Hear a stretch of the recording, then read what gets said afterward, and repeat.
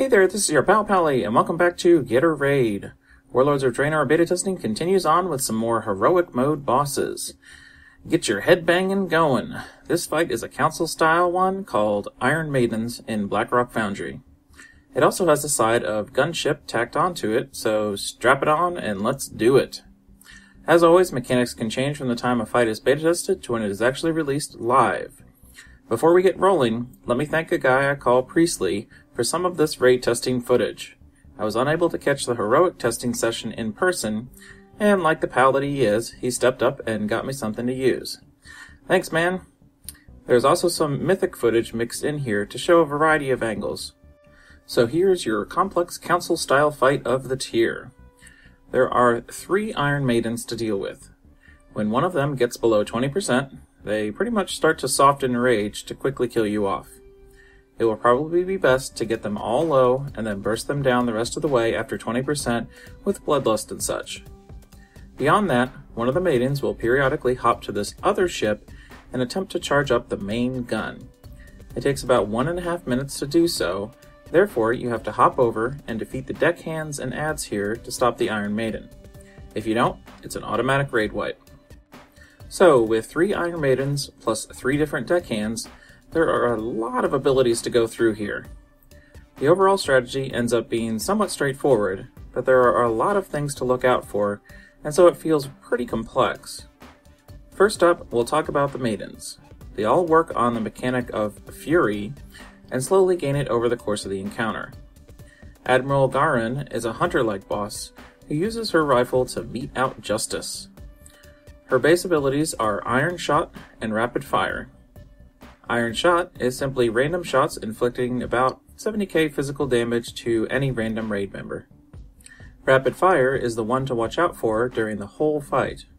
The Admiral will fixate on a player and fire explosive rounds at their position. They have a travel time, and you want to stay away from everyone as you run this away. They will do about half your health in fire damage if you get hit by one.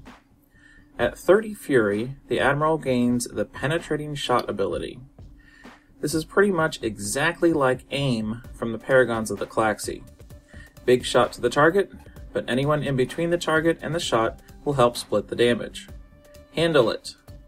At 100 Fury, the Admiral will drop turrets that will fire a series of blasts in a circular pattern. I don't have footage, but this is just a bunch of blasts to avoid, or else you get a stacking fire dot. It just adds to the chaos at the end of the fight. Moving on, we have Enforcer Sorka. This maiden only has one base ability, and that is Blade Dash. She will charge to a random player, doing about 110k physical damage to that player, and any players within 8 yards of that primary target. Convulsive Shadows is an ability that Sorka gains at 30 Fury, and is a dispellable dot. It has quite a few stacks, and will do 11k shadow damage every 2 seconds, and lose a stack each time it inflicts damage. If you dispel the dot, it will inflict 40k damage per stack to the player. So don't be twitchy on this one, healers. Probably should dispel it with 2 to 4 stacks left, depending on what the health of that player is. Might even want to just let it run out too, because it will do less damage as it loses stacks, of course. Lastly, Sorka has Dark Hunt at 100 Fury, where she fixates a random player for 8 seconds, and then leaps to them doing about 200k physical damage to them. It would be good to pop a personal cooldown, or get some externals to survive this, as that is almost the full health of a raid gear DPS class. Finally, the third Iron Maiden is Marek the Blooded. So this one is one everyone needs to pay attention to. Her main ability is Blood Ritual. It will put a line between a random raid member and the boss.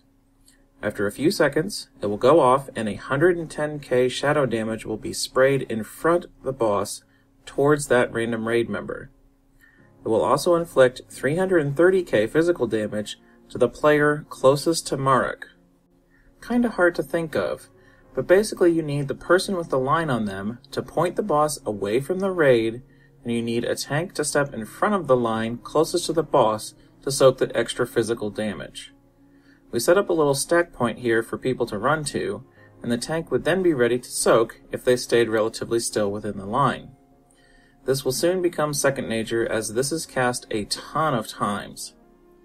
At 30 Fury, Marek will pick up Blood-Soaked Heartseeker. This is an axe the boss throws that bounces between 3 targets and inflicts up to 440k physical damage to those it bounces on. But the damage is reduced if the 3 people are spread away from each other. Marek gains Sanguine Strikes at 100 Fury, which is basically kind of a tank swap mechanic if I understand it correctly. It copies a portion of the damage done to her primary target over to all raid members. So the tank needs to do their best to reduce their damage taken, and the raid will probably need some serious raid cooldowns to get through this one, depending on how much damage gets transferred. So that's all for the Iron Maidens themselves. Remember, they all get to 100 Fury when one of them reaches 20%, and they'll hit their Soften Rage. So most definitely save Lust for that last portion to reduce the time spent in the chaos. Now we can talk about the deckhands you will face if you go over to the Dreadnought. First off, when an Iron Maiden hops over, these chains will become available to use to hop over too.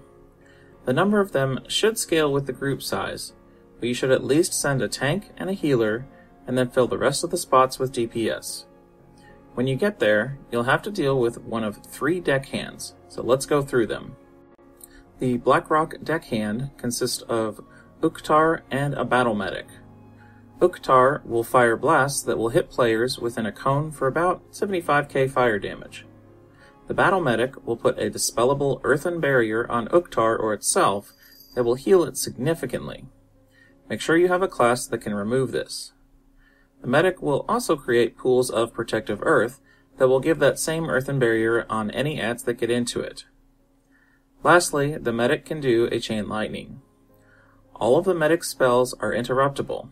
Probably want to focus on the healing ones if you can. Next up, Gorak is the deckhand for Shattered Hand and just has 2 abilities. One is throwing a knife using Deadly Throw that will inflict some physical damage and reduce movement speed by 80% for 5 seconds to the tank. Its other ability is to summon Iron Eviscerators. These guys will fixate on raid members on the Dreadnought and chase them down, gaining speed and haste quickly. If they are allowed to reach the fixated person, they will use Expose Armor, which will inflict some physical damage and debuff the target with 10% increased damage taken. Gotta make the Eviscerators the priority target while kiting them around. Finally, the last deckhand you'll encounter will be the one from Bleeding Hollow, namely Ukarog. He is very simple in comparison. He will cause pools of corrupted blood to form under everyone in the Dreadnought group. These pools will persist until you kill Ukarog, so you will need to intelligently use the space you have on the Dreadnought. Watch as we all sort of take a section on the deck and just move slowly down the way here. So, while you send people to the Dreadnought, the rest of the group will have to deal with the 2 remaining Iron Maidens. On top of that, they will get bombarded by a barrage of bombs. They come out in a pattern, and when they land, they'll do damage and knock you back if you get hit. Then a second wave will land. Again, avoid these. After that, the first wave will explode, and then the second wave. This seems a little harsh, but really it's easy. You of course dodge the first wave, and then as the second wave is coming down, stand near one of the first bombs that came down. After the second wave is down, move on top of one of those second wave bombs while the first explodes. And then finally move onto the free space vacated by those first bombs while the second bombs go boom. So it's not too difficult, but it means a lot more movement, plus the 2 remaining Iron Maidens will be doing their normal mechanics, so it gets really nasty. Really, just try hard not to panic. Move between the sets of bombs and handle things. There are probably some good ways to position things during this phase, such that it becomes easier. I never got through this phase on Mythic testing, as it was tuned really high, but you can see us sticking the Maidens over here and attempting to get through it. Really, if your Dreadnought crew can be quick, this would help out surviving this phase. That's it for this guide on Iron Maiden's Heroic. Once again, thank you Priestley for getting me footage of this fight. Tanks, head to the Dreadnought when it's your turn, and be sure to soak up blood rituals. Heals, be ready for big damage late in the fight. But otherwise, keep calm and watch the people afflicted by convulsive shadows and blood rituals. DPS, head to the Dreadnought if you are on that team, and be sure to face blood rituals and other mechanics away from the raid. Thanks for watching, and as always, please comment, like, and or subscribe to the video if you found it helpful, and have a good one!